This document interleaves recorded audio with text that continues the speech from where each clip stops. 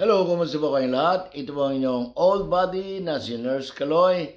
Magdudulot po ng isang reaction video tungkol dito po sa viral na memorandum circular ni PBBM sa lahat ng mga government offices at public schools.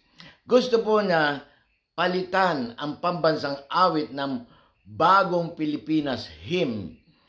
At gusto po niya kantahin ito ng mga nasa gobyerno. Pero maraming nagre-react po niyan tulad ng dalawang senator, si Escudero at Pimentel.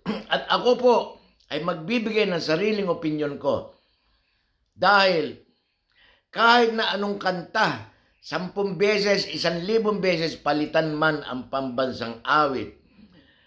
At kung sino man ang pinakamagaling na songwriter, composer, ay hindi mababago, hindi uunlad, hindi aasenso ang Pilipinas.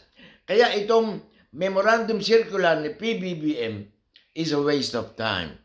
Para sa akin, dasal ang kailangan kesa sa isang kanta na walang kabuluhan. Para sa akin, opinion lang po yun.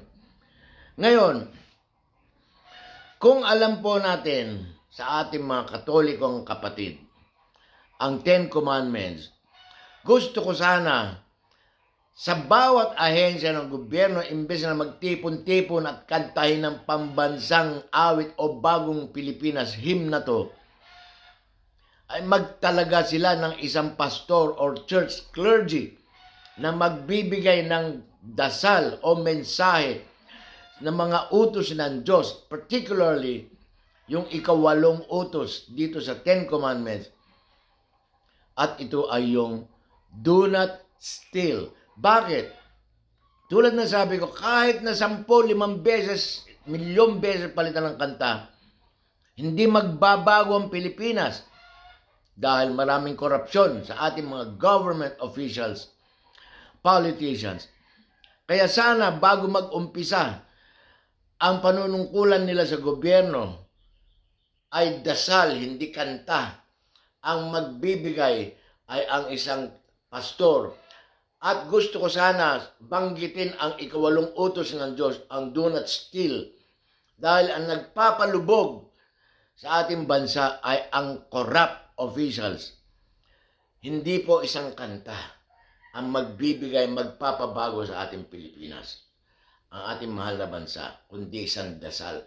Do not steal. Yan po ang 8 utos dito sa 10 Commandments. Kaya bago mag-umpisa ang mga kawani ng gobyerno, imbes na kanta ay dasal ang ibigay sa kanilang mga pukote na huwag magnakaw, pagsilbihan ng mga tao, hindi nakawan ang mga tao.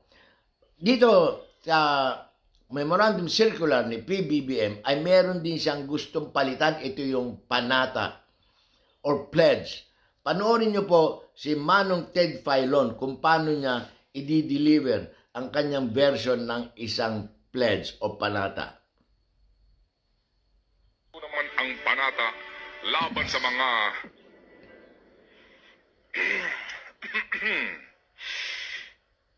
nambubudol sa Pilipino.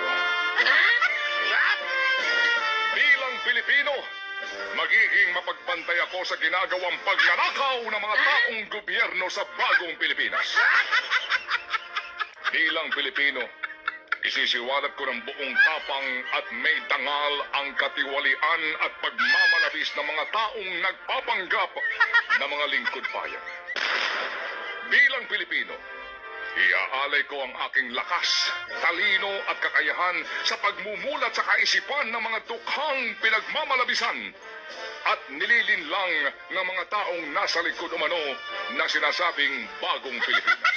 Bilang mga Pilipino, magkaisa tayo sa paggising sa lahat ng mga nabudol at bilang mga Pilipino na nagmamalasakit sa kalagayan ng mga nagdarahop na mga maralita nating kababayan, sabay-sabay tayong sisigaw na may buong tapang sa mga kabulastugan ng mga opisyal ng bayan.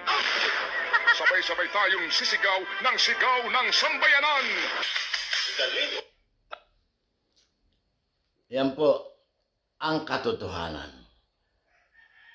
Tulad nga sabi ni Ted Filon, isang kilalang radio broadcaster or commentator, maraming nambubudol sa ating mga kababayan, kaya tayo ay naghihirap. Maraming korap, kaya kahit na anong kanta ay walang halaga. Para sa akin, dasal, hindi kanta, ang importante para sa mga kawani ng gobyerno, para sakali magbago ang ating bansang Pilipinas. Kayo, kanta, palitan, o dasal? Yun lang po, maraming salamat.